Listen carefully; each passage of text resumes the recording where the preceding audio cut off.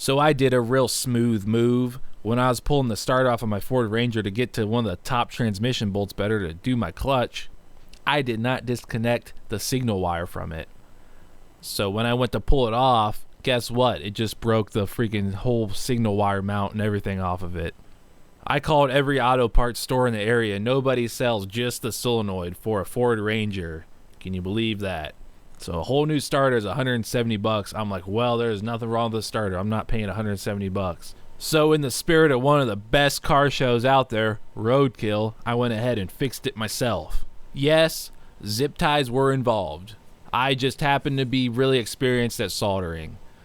Not saying that guys on Roadkill carry around soldering irons with them, but if they did, this is what they would have done. The only things that matter with a good solder joint are you get both of the pieces hot and you use a good quality solder. And that's not even that important, just matter how it flows and stuff. I use a Kester solder. It's about like $40 for a pound of it, but it's the good stuff. With a solder joint like this, it's a little bit more difficult because I didn't happen to have any alligator clips or anything with me to clip this wire straight to that little lead coming out of the starter solenoid, or you couldn't twist them together.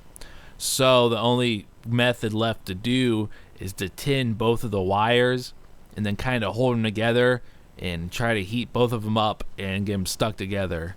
So that's the method I did here. Alright, so you can see the sun came out a little bit and blew out the highlights in this shot. But what I'm trying to do now is heat up both of these wires and stick them together. Now, to be honest with you, I redid this a few times and added a little bit of solder just to make sure it was solid. It's very, very easy to get a cold solder joint this way. So you want a hot solder joint. You want to melt both of the pieces together thoroughly. You want them to be stuck together, and you don't want just solder holding them together. I mean, that is what holds them together in the end, but you want them to be kind of touching too as well. So I went back and redid it a couple times.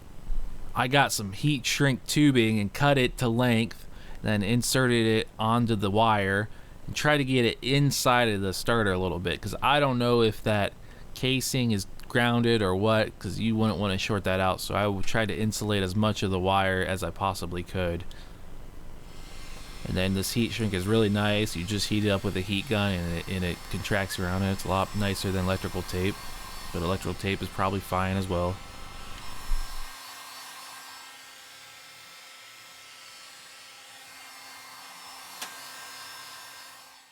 So I got the starter back in place finally, and here you can see our zip tie.